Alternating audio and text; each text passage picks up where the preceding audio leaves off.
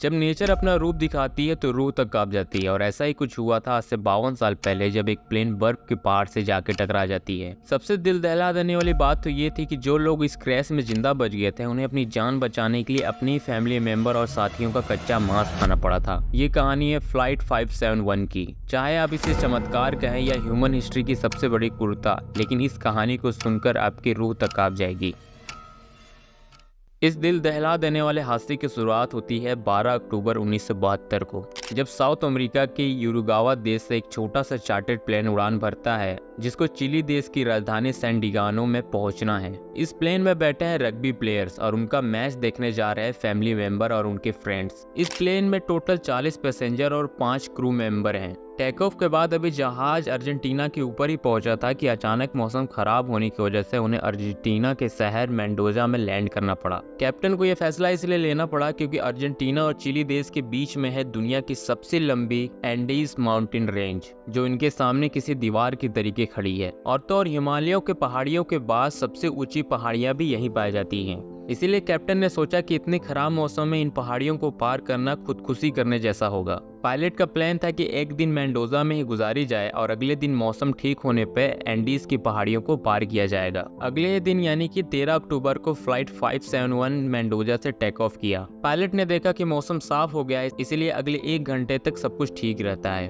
कुछ ही देर बाद pilot plane को डिसेंड कराने लगते हैं क्योंकि उन्हें लगता है कि वो माउंटेन रेंज को क्रॉस कर चुके हैं, लेकिन ये उनकी सबसे बड़ी भूल थी। ये प्लेन सैन डिएगो के काफी करीब पहुंच गया था, लेकिन अभी तक पहाड़ियों में ही मौजूद था क्योंकि शहर के बगल में काफी ऊंची ऊंची पहाड़ियां हैं। नीचे उतरते समय अचानक से एक टर्बुलेंस देखने को मिलता है। प्लेन बहुत तेजी से ऊपर नीचे हिलने लगता है। इसी समय काफी सारे बादल आ जाते हैं और पायलट को कुछ भी दिखना बंद हो जाता है। जैसे ही प्लेन बादलों से निकलता है, पायलट देखता है उनके बहुत करीब एक बहुत बड़ी पहाड़ है। पायलट इमीडिएटली पैनिक में आकर प्लेन को ऊपर की ओर मोड़ने की कोशिश करता है। पायलट प्लेन की पूरी ताकत लगा देता है उस पहाड़ से ऊपर से गुजरने की, लेकिन अफसोस तब तक बहुत लेट हो जाता है क्योंकि प्लेन का पीछे का हिस्सा पहाड़ी से टकरा के अलग हो जाता है और सिर्फ प्लेन का फ्रंट पार्ट ही बचता है जो बर्फ में स्लाइड करते हुए आगे बढ़ने लगता है और एक पॉइंट पे जाके रुक जाता है।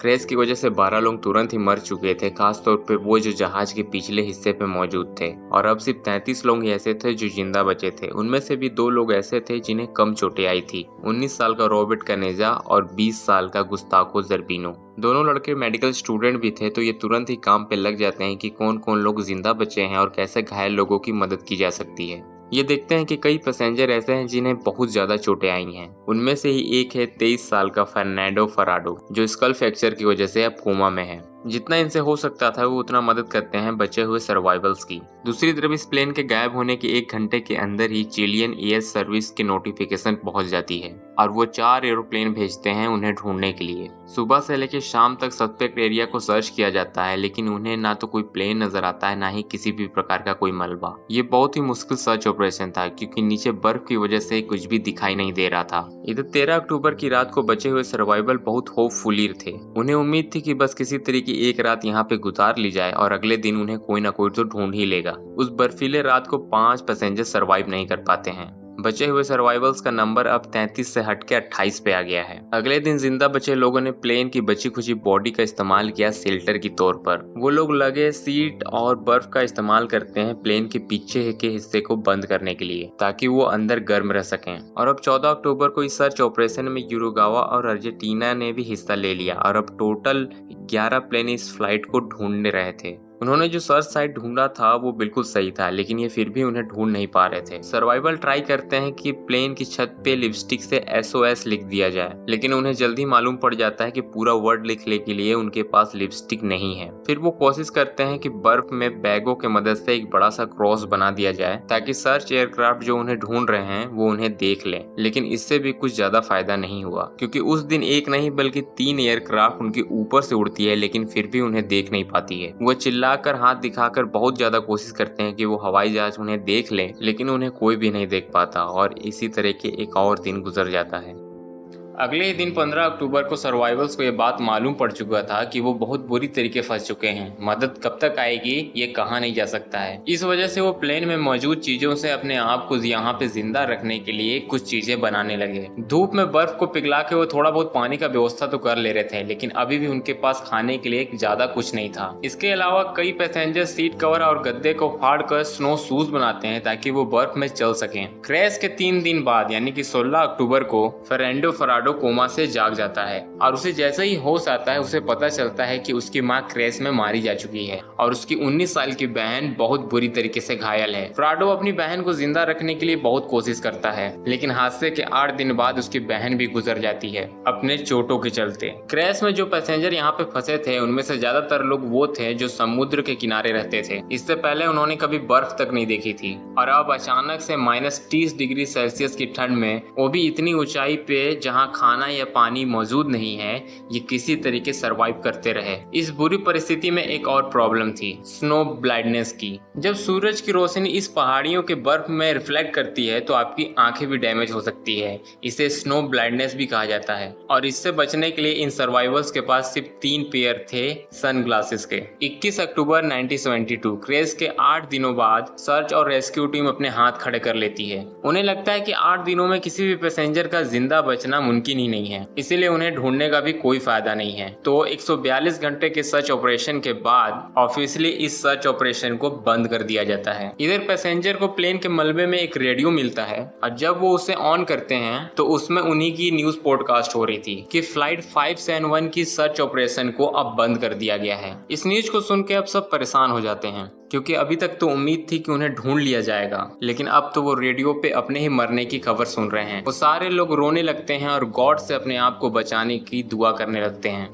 Feeling that the world is alive and they consider you dead. 11 दिनों के बाद सर्वाइवर्स को खाने की बहुत ज्यादा कमी होने लगी। उनके पास वैसे भी ज्यादा खाना नहीं था। शुरू में सिर्फ 8 चॉकलेट बार थे, एक टीन था मसल का, 3-4 जैम के, एक बादाम का डब्बा, कुछ डेट्स थी, कुछ कैंडी, कुछ ड्राई पर्ल्स और वाइन की कुछ बोतलें।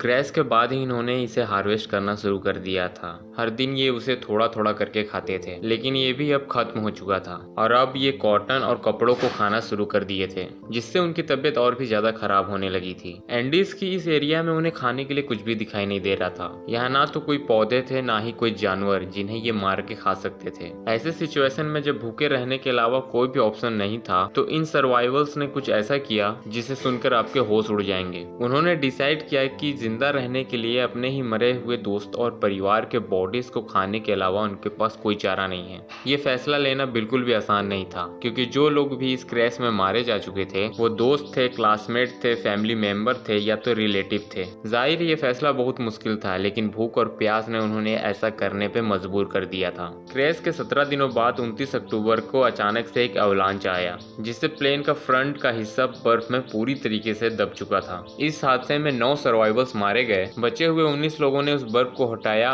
और ऑक्सीजन के लिए जगह बनाई। दिन गुजरते जा रहा था, सर्वाइवर्स का हालत बद से बदतर होते जा रहा था। एक एक करके लोग मारे जा रहे थे और बचे हुए लोग अपनी मौत का इंतजार कर रहे थे। 12 दिसंबर यानी क्रैश के 60 दिनों के बाद तक 3 लोग और मारे गए। बचे हुए 16 लोगों के पास अब सिर्फ 2 रास्ते थे, या तो वो यहीं पे रह के अपनी मौत का इंतजार करें या फिर वेस्ट में मौजूद इस पहाड़ को कैसे भी करके हाइक कर लें। 12 दिसंबर 1972 को 3 रग्बी प्लेयर फर्नांडो कनीजा और विजेंटीन ने इस पहाड़ पे चढ़ने का फैसला किया, इस उम्मीद में कि पहाड़ की दूसरे साइड पे ग्रीनलैंड होगा जहां से शायद कोई मदद मिल जाए। ये एक बहुत ही मुश्किल भरी हाइकिंग थी, क्योंकि उनके पास ना तो किसी भी प्रकार का रस्सी थे और सबसे बढ़कर टेम्परेचर 30 डिग्री सेल्सियस का था। उन्होंने हाथ से बनाए गए स्लीपिंग बेंच और सीटों से बनाए हुए गर्म कपड़े लपेटकर इस पहाड़ पे चढ़ने के लिए निकल पड़े। 3 दिन तक लगातार हाइकिंग करने के बाद जब वो पहाड़ की चोटी पर पहुंचते हैं कि वो देखते हैं कि पहाड़ की दूसरे साइड भी इसी ही तरीके के और भी पहाड़ हैं। यहाँ भी ना तो कोई हरियाली थी, ना ही कोई जिंदगी के आसार। खाने के शॉर्टेज की वजह से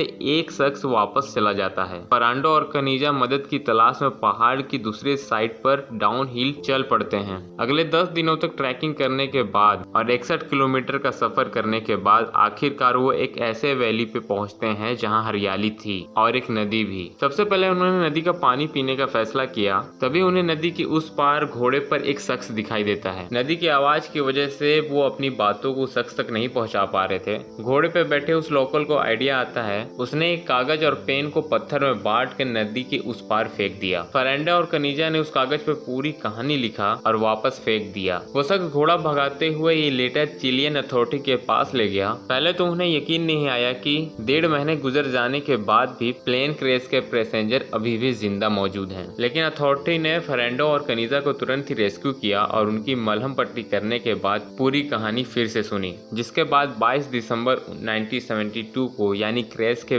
72 दिनों के बाद 2 हेलीकॉप्टर फरेंडो और कनीजा के बताए हुए जगह पे पहुंचते हैं और आखिरकार वो सारे पैसेंजर को रेस्क्यू कर लेते हैं और उनके मरे हुए साथियों को वहीं पे दफना दिया जाता है और साथ ही साथ कुछ पत्थर रख के एक मेमोरियल भी बना दिया जाता है। आज तक ये मेमोरियल वहीं पे मौजूद है जो हमें ये याद दिलाता है कि अगर इंसान हिम्मत ना हारे तो वो बड़ी से बड़ी मुश्किलों को भी हरा सकता है। मुझे उम्मीद है कि आपको मेरी ये वीडियो जरूर पसंद आई होगी। अगर आई है तो वीडियो को लाइक एंड चैनल को सब्सक्राइब करना मत भूलिएगा। मैं फिर मिलूंगा किसी नए वीडियो को टॉपिक के साथ। तब तक के लिए सी यू लेटर।